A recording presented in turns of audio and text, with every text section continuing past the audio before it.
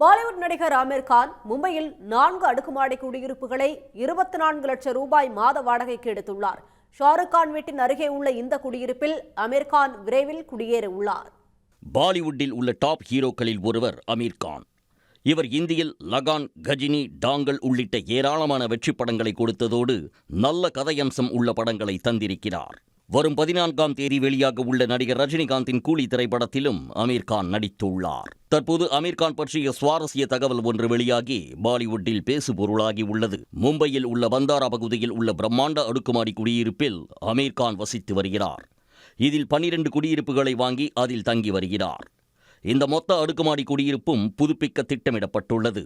மிகவும் சொகுசாகவும் வீட்டிற்குள் இருந்தபடி கடலின் அழகை பார்க்கும் வகையிலும் இந்த குடியிருப்புகள் மாற்றி அமைக்கப்பட உள்ளன.